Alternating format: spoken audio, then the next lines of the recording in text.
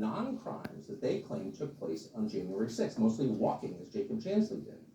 In recent months, according to a story in the Washington Post, U.S. Attorney Matthew Graves, a willing tool of the Biden administration, has written to court officials, quote, alerting them that an additional 700 to 1,200 people may be charged stemming from January 6th. How many is that? Well, this will constitute the largest investigation in the history of the Department of Justice by an order of magnitude. This dragnet is so vast that prosecutors are warning D.C. jails and prisons will be overrun with prisoners. Prisoners you can, at this point, only describe as political prisoners. Exactly. The Washington Post reports that, quote, in recent months, law enforcement and judicial authorities have engaged in discussions to manage this huge volume of January 6th cases without overwhelming the courthouse where pleas and trials are held. This is depraved and it's malicious. Keep in mind, absolutely. It was just 2 weeks ago that we got Father in heaven, I ask you, help these people, Father. I say this in your holy name, Jesus, amen. This is tyranny against our people, Father. These are godly people, Father. Those grounds were bogus. We proved that. The footage when we saw it proved the government had been Father, make these people pay. The people that are persecuting us, our government, Father, is godless. He's not the only one. But in the tape that we showed you just a second ago and 2 weeks ago, Chansley is seen walking around the inside of the Capitol with not hurting anybody while they're outside beating up old ladies on the street at ATM machines and letting the criminals go. They're going after Americans like this. Chansley's lawyers didn't see it, it turned out. The judge who sentenced Chansley to a life-destroying term in prison was not able to see it. So all that anybody knew was that... Yeah, they held all these tapes back and then put all these videos out trying to make him look like some kind of heinous criminal. To arrest up to 1,200 more people. Now, whatever you think of Jacob Chansley or Donald Trump, if you cared about civil liberties, if they do it to them, they can do it to you. By this. Absolutely. This is as grave a constitutional violation as you can have. In this country, the prosecution... Except for prosecuting Donald Trump, that's... Here we go. Exculpatory evidence to the defense. That did not happen. So they railroaded him. This man is rotting in prison. His life has ended for a crime he did not commit. Exactly. He was not allowed to fairly defend himself against. Exactly. Tyranny at its highest level. They don't care. Remember this. They'll do that to you if you vote for anybody other that they don't like. Lie about Jacob Chansley. That's okay. The pendulum is going to swing back the other way. That's just physics. What goes around comes around. And try to redefine Jonathan Lemire, saying, oh, the weird guy wearing the horns, or I don't know who people were trying to say, oh, he was just a peaceful guy and he never walked through a window. Boom! A couple seconds later, we got reporters like Mr. Riley who will say, well, actually, look at this video. Here he is walking through a broken window. So as a factual matter, as if you need to be reminded, what you just heard is a lie, provably. Imagine that coming from MSNBC. Through an open door, and again, he walked. The guy whose voice that was murdered some woman in his office, and then just Hollywooded it out of it. The anchors on MSNBC. They know this. Oh, he's got to answer for that later himself. They don't care about what actually happened, and more critically, they don't care about the civil rights of the man whose life was destroyed.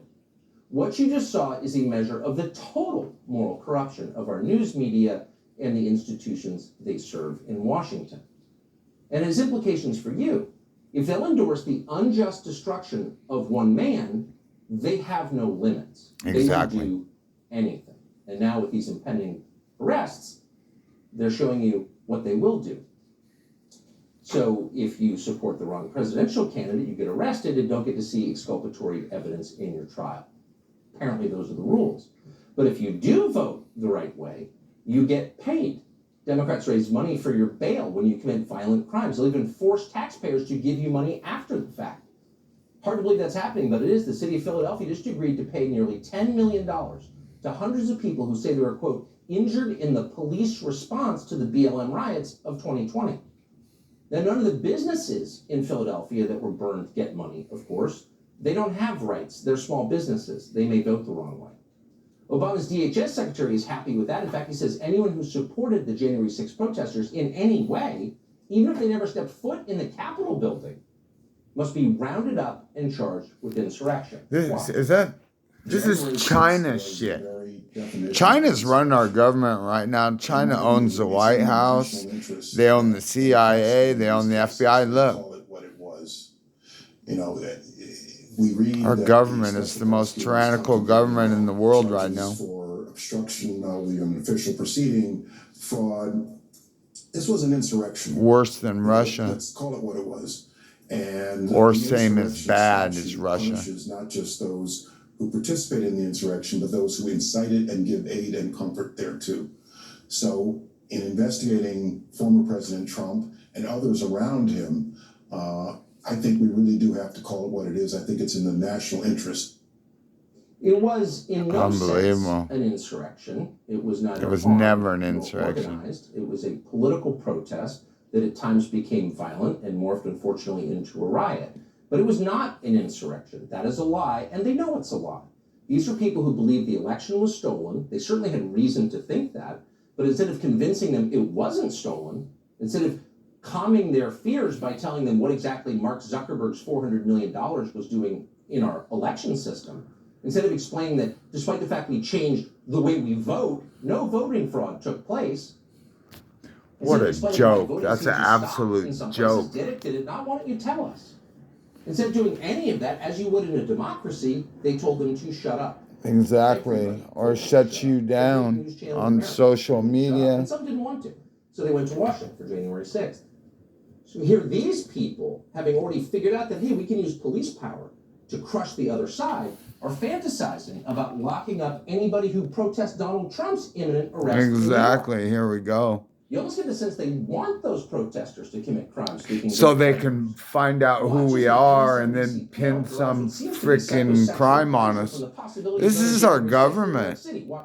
You guys, that's why I'm going to post this everywhere. Called video. And it shows still that it was a riot, it was an attempted insurrection, and they keep going to jail. And so for those who think they're going to screw with the NYPD today, stay on the other side of the bridge. It's not going to go well. Even if they come into New York City and break the law, they're going to jail. It's pretty simple. Break the law, go to jail. There is no post-truth war. Oh, and not no robbers, rapists, looters, burglars, thieves. One-way ticket too. They get out of jail card-free. But don't be a Trump supporter and support Donald Trump. Did you hear what they just said? These guys are morons. We'll never tire of hearing Joe Scarborough demand that we lock up people who break the law. That is such a joke. Of course.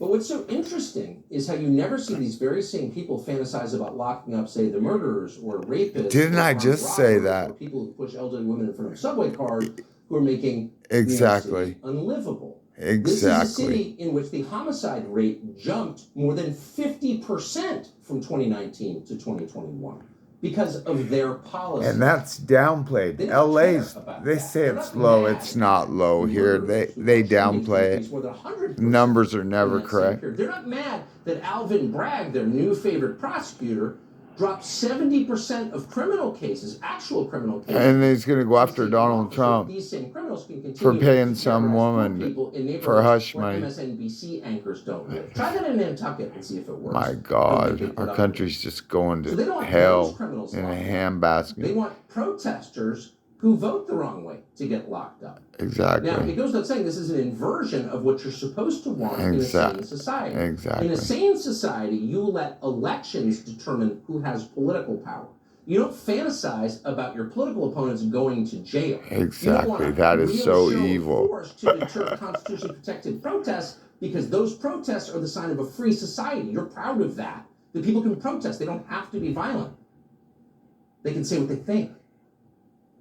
But that has changed over the last 2 years under the Biden administration. Here's federal prosecutor Michael Sherman on 60 Minutes in 2021 in tape that we will never forget, speaking about American citizens, bragging about the DOJ using, quote, shock and awe to round up as many Trump supporters as possible to deter them from protesting Joe Biden's inauguration, which they have the constitutional right to do. Watch this. After the 6th, we had an inauguration on the 20th. So I wanted to ensure, and our office wanted to ensure that there was shock and awe, that we could charge as many people as possible before the 20th. And it worked because we saw through media posts that... See how evil these people are? Look at him. He's just smiling inside. That essentially were thumbing their noses at the public for what they did. Shock and awe? Take out those individuals? These are people working for you in the government. How that man exactly. in a free country would have no power whatsoever exactly. over his fellow citizens. Exactly. Instead, he's launching a new war on terror against people who vote differently from him. This is bigger than Donald Trump. And absolutely. And now it's escalating. So where are the Republicans, you wonder, the people you vote for, who are supposed to be protecting you? They're just as bad. They're the same side. They've joined the Democrats and the war machine. Where's Mitch McConnell, by the way? Oh, he's at the war machine. Exactly. Where's Tom Tillis? Done. War machine. They're too worried about Ukraine's borders while ours is getting overrun. Republican senators who said, shut up, you shouldn't see the videotape from January 6th. Exactly. Are these people on board with arresting 1,000 more nonviolent January 6th protesters? Because they can't stand Donald Trump. We didn't get any replies. Lindsey Graham's spokesman did send over this thoroughly humiliating response. Quote, you sure put a lot of trust in the Washington Post. We take most of what we read there with a grain of salt. Huh? So the U.S. attorney in Washington announces in federal court that he's going to haul another 1,000, maybe 1,200 Trump voters to jail. And the response from people like Lindsey Graham and the rest of these people in the United States Senate, Republicans who you voted for, is don't worry about it. They're saying the same thing as the Manhattan DA. See this? Lindsey Graham is a traitor.